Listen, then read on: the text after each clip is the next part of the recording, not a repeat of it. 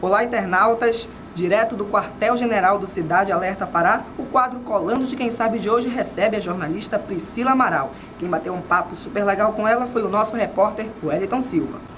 E não se esqueça de interagir conosco, curta nossa página no facebook.com/Os Correspondentes e também faça sua inscrição no nosso canal no YouTube. Priscila, esse é pra você. Eu vou, mas eu volto.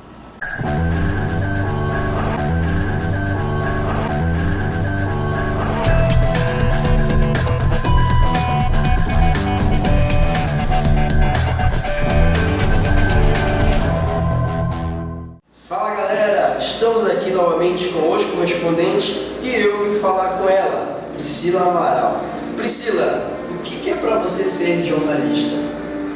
Olha, pergunta difícil, porque na verdade é a primeira coisa que a gente pensa, o jornalista é um profissional, só que quando a gente para pensar qual é a missão desse profissional, eu costumo dizer que o jornalista ele tem uma missão na sociedade muito importante, porque ele é aquele que ouve os anseios da sociedade, os problemas da sociedade e transmite para essa própria sociedade coisas que outras esferas não estariam ouvindo, não estariam atendendo.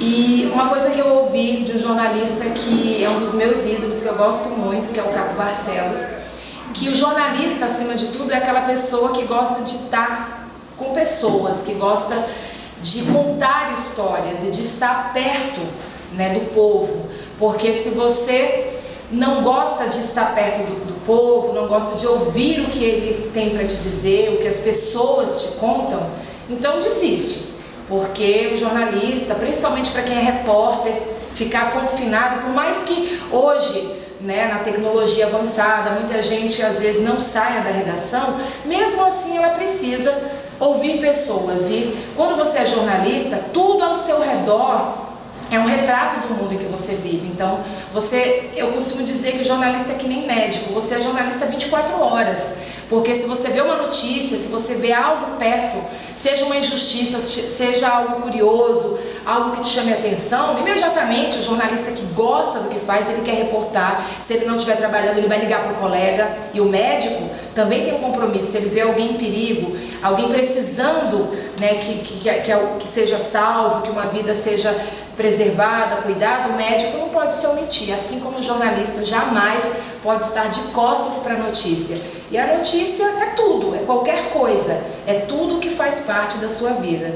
Então o jornalista é o profissional que leva à sociedade os problemas de grupos, né, que também fazem parte da sociedade, e um profissional que gosta de estar com as pessoas para contar as histórias dessas pessoas. Priscila, como foi fazer o seu primeiro ao vivo? Nossa, eu tenho que contar mesmo. Posso dizer onde eu trabalhava também? Sim. Tá, eu comecei na televisão, na Funtelpa, né, que também, onde tem a TV Cultura, e eu trabalhava à noite, já depois do jornal, então eu cobria muito arte, cultura, então eu não tinha muitas oportunidades de fazer ao vivo pelo meu horário de trabalho. Só que um belo dia teve um evento, né, lá na Funtelpa, e era um evento que eles estavam inaugurando a antena, lá o transmissor, melhor dizendo, né, da programação. Então era um feito muito importante para o grupo do governo. E aí quem foi escalada para esse ao vivo? Euzinha aqui, nunca tinha feito um ao vivo, mas foi uma lambança. Eu não lembro direito assim, porque eu fiquei tão nervosa, aquele frio na barriga. Mas eu lembro assim que eu e o cinegrafista, ele era experiente, eu não, mas nós não conseguimos entrar em sintonia, porque eu falava uma coisa, ele estava mostrando outra, ou ele estava mostrando outra, eu falava outra, e a gente sabe que no ao vivo, muitas vezes o primeiro olhar é de quem está no comando das imagens. Por isso é que eu faço questão de dar muita atenção para os meninos que trabalham comigo, que comandam a câmera, como o Paulinho está fazendo agora, porque às vezes é ele que vê primeiro. Entendeu? E o repórter tem que narrar aquilo que a imagem está mostrando, isso no caso da televisão. Então eu só digo para você que foi assim muito tenso meu primeiro ao vivo, mas nada como a experiência dia a dia para a gente aprender. Em relação a reportagens, sabemos que muitas pessoas se interessam, né, pelas reportagens mais trabalhadas. Para você, qual foi a mais emocionante que você já fez?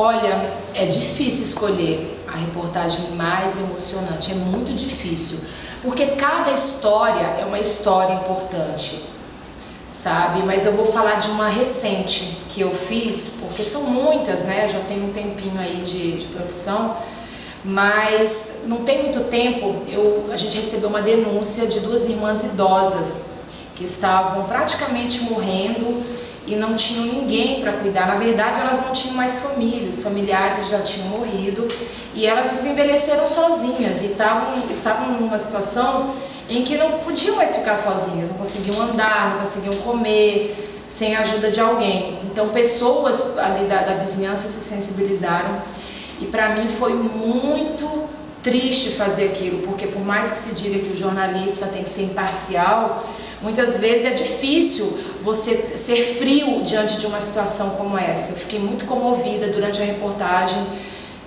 foi para o ar, inclusive, esse momento de emoção, e foi muito dolorido. Eu acho que a emoção que eu digo é justamente para você estar mostrando um problema e querer que, através do seu trabalho, outras pessoas também se sensibilizem, porque eu trabalhei, eu me sensibilizei. E eu fiz aquela matéria com o coração para ver se outras pessoas também pudessem ser tocadas, e deu certo. Muita gente apareceu na Casa das Velhinhas, muitos voluntários, sabe? Eu acho que a partir daquele momento foi um divisor, assim, de atenção para as duas. Momento de descontração. Qual foi o mico que você pagou ao vivo que te fez chegar em casa e rir muito?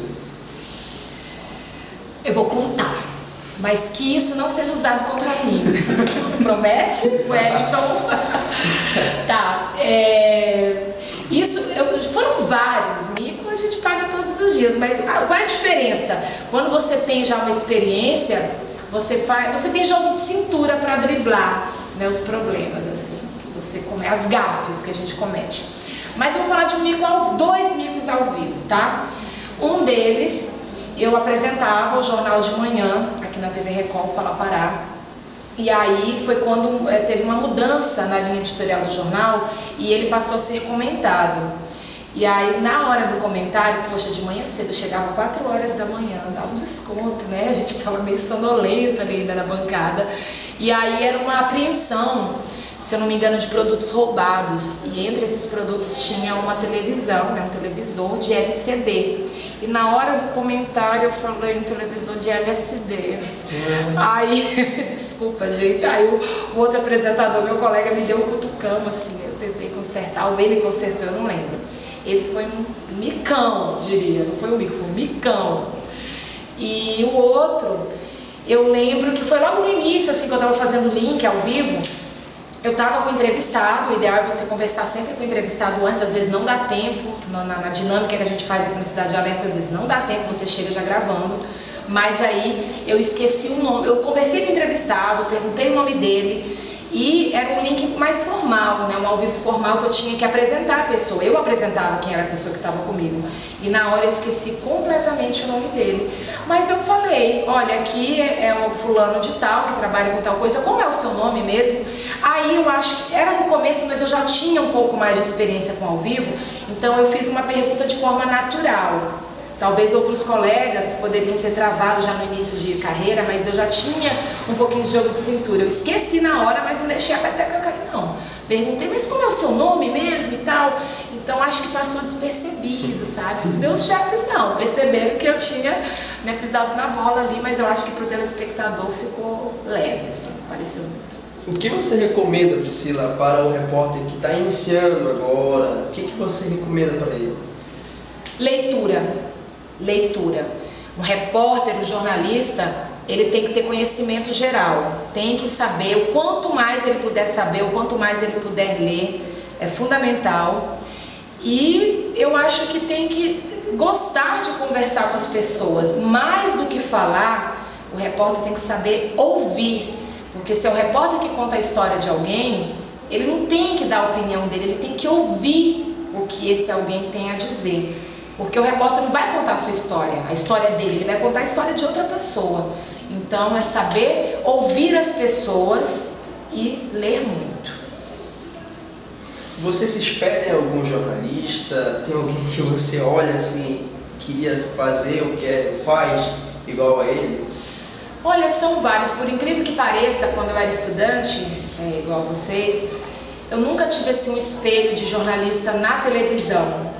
A minha formação foi muito voltada para o impresso, muito voltada. A minha formação, na verdade, toda a minha base de reportagem veio do rádio. Então, assim, a gente lia muito os livros publicados, né, por jornalistas.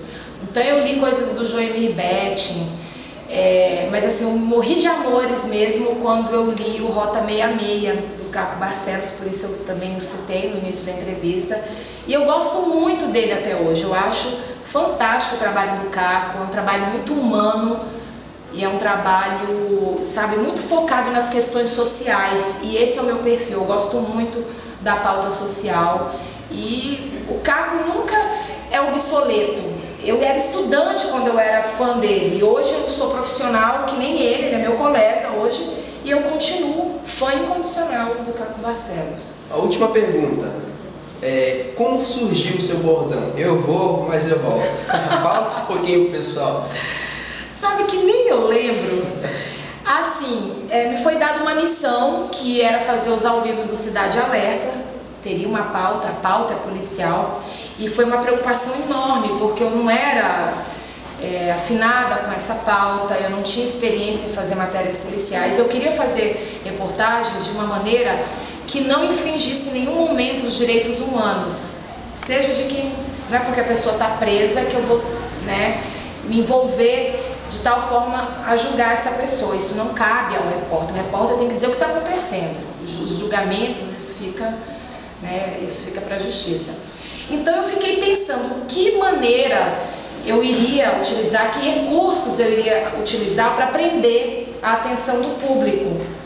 Então eu fiquei pensando, acho que eu tenho que criar um bordão, eu tenho que ter um diferencial, porque eu ia contar a história, eu não ia entrar naquela questão, né, de brigar com o entrevistado, com o preso e querer falar coisas para ele, dar lição de moral, não era esse o papel. Então foi assim, não só esse bordão, mas eu também comecei a falar da equipe que trabalhava comigo, eu comecei a dar apelidos para os cinegrafistas, baseado em alguma qualidade, né, daquele cinegrafista no momento do trabalho. Isso sempre surgiu na hora. Eu não fiquei em casa pensando, é isso, não. Na hora do trabalho vinha uma luz e veio essa ideia de falar, eu vou, mas eu volto. E assim como os apelidos dos cinegrafistas também, na hora. Priscila, muito obrigado por esse bate-papo aqui com o pessoal de casa. É isso aí, galera. Terminando mais um programa. Até a próxima.